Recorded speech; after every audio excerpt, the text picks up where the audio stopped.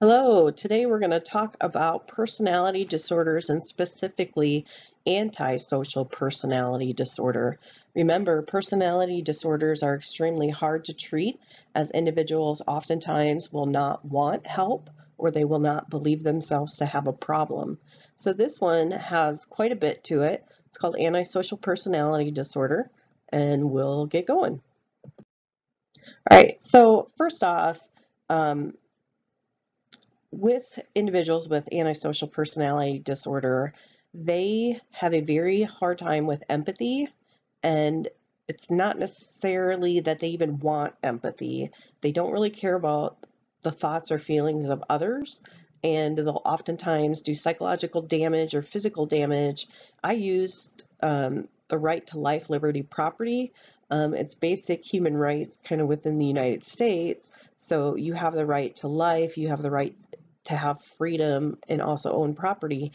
Individuals with antisocial personality disorder don't really care about those rules and don't care about the people's right to those. So this personality disorder tends to arise in childhood, and you actually have to have conduct disorder or like symptomology during childhood to be able to have antisocial personality disorder. So one of the criteria is they had to have problems starting at the age of 15 years old or younger in the history of their life where they were breaking laws as a child or breaking rules, and we're destroying or stealing property of others.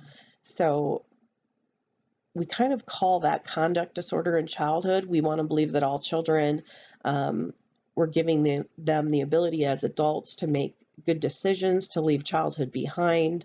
Their brain is not as uh, formed and solidified as adults. So, and they don't always understand the consequences of their behavior. But by the age of 18 is where our country has kind of set that law or that notion that we should know better at that point, that we know the difference between good and bad. And so we use a different diagnosis for conduct disorder, which is antisocial personality disorder. Okay, so along with that, the individual has to present with or have symptoms, the three of these, in order to be diagnosed with antisocial personality disorder.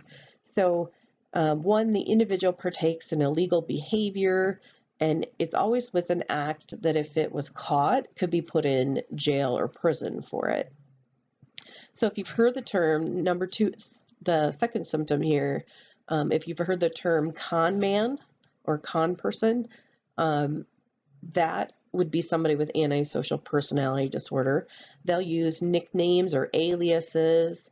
They'll lie to people. They'll manipulate for the purpose of psychological advantages or usually more material advantages.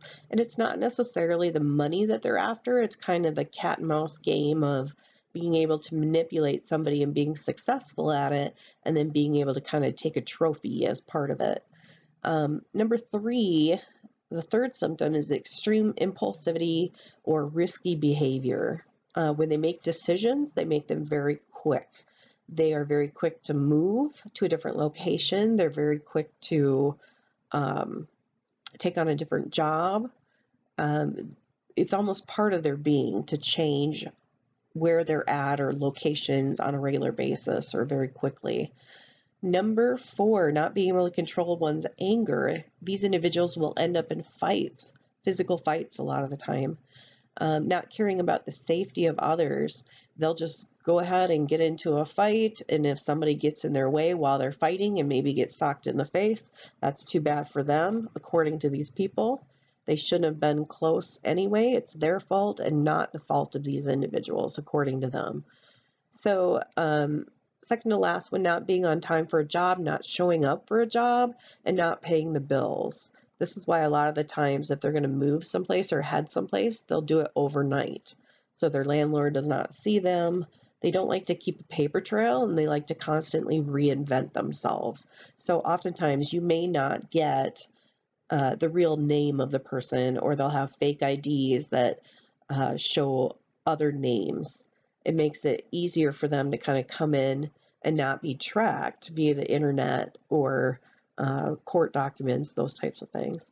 And lastly, not caring about the feelings of those that the person has hurt or stolen from. If you ask somebody, with antisocial personality disorder, right away, maybe they head to jail, and you say, hey, why'd you do that? He did this, she did that, they're stupid, they don't know better. That's the reaction that you'll get. Now, people with antisocial personality disorder are going to learn very quickly in jail or in prison to tell people what they want to hear. So they might pose empathy or state empathetic statements to try to reduce their jail time. They learn very quickly what they need to say in order to get out of that situation as quickly as possible. All right, so in the past, you're going to see these 3 common symptoms of people with antisocial personality disorder: hurting animals. This is my dog. He doesn't get hurt, but I needed a picture of an animal, and I wasn't going to stick somebody's animal in there in reference to being hurt. Stealing, that's a big common one, and then breaking the law. And these are common both in conduct disorder, which is that childhood disorder, and then antisocial personality disorder. Yes, I have a cold, by the way. It's making my voice very gruff. Here we go. Okay, another symptom or a variety of symptoms you'll see in many people with antisocial, they'll get constant speeding tickets. They have very risky behavior with automobiles, so they'll get into car accidents quite often. So you'll see that in someone's history. Another one was drug dependency or alcohol dependency, kind of in a way of coping with things. If individuals with antisocial personality disorder are able to have a relationship with somebody and have children, very rare for that to be successful over time. And it's very rare for them to have supportive and caring and nurturing relationships with their children. A lot of the times you'll see the problem with the marriage kind of dissipate. They're not spending time with their children, and then the separation will take place and the divorce. If the individual does get visitation, it's a real scary situation because they will oftentimes leave the child at home or children at home by themselves when they're too young to take care of themselves, or they'll go over to a neighbor and just not even know the neighbor and ask to leave the children with them, stating that, oh, I have this emergency, I have to go to the hospital. Again, the lying and the manipulation is very easy for these individuals. And then they'll go to the bar and get drunk and come home and grab the kids and then never ask that same neighbor to watch them again or whatever else, however they manipulate the situation. The mindset, I think, is what really separates this personality disorder from others. These individuals really believe that it is to the blame of the other person if a crime happens against them or they're a victim. They'll say things like, well, if you didn't want to be robbed, why'd you leave your door unlocked? If you're stupid enough to do something like that, it's your damn fault. But that's the mindset. That's how they view others that are victims of crime. They use the word losers a lot. And there's another personality disorder that's different from this. It's called narcissistic personality disorder, in which they call them losers, losers quite a bit, but it's for a different reason. So don't get those two mixed up. All right, and lastly, many individuals with antisocial personality disorder end up in jail because they're committing crimes. Eventually they're caught. There is kind of hope that by the time a person reaches the age of 40 years old, the motivation or the energy to commit various crimes dissipates quite a bit. And it's not necessarily because the person has outgrown antisocial personality disorder. It's more that when you're getting older, you have aches and pains and hurts, and you kind of grow tired. So these individuals are less apt to commit crimes because the energy level is just lower. Some of them do kind of, begin to understand or have the wisdom to understand, hey, if I do this, I'm going to end up back here again. So they're making choices based on negative consequences versus, I know in my heart this is the right thing to do.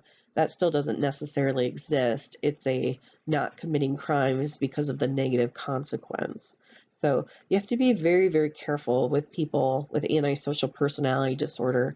As of right now, there's not much rehabilitation there. It's just kind of a situation where they need to follow the rules because they don't like the consequences of it versus, these individuals having some grand spiritual journey. I'd really question that. The brain doesn't seem to be hardwired to that. It's more hardwired to rewards and negative consequences. All right. If you like this video, please subscribe below. That helps me to keep making these and to make psychology understandable. I love psych. I love my students of psychology.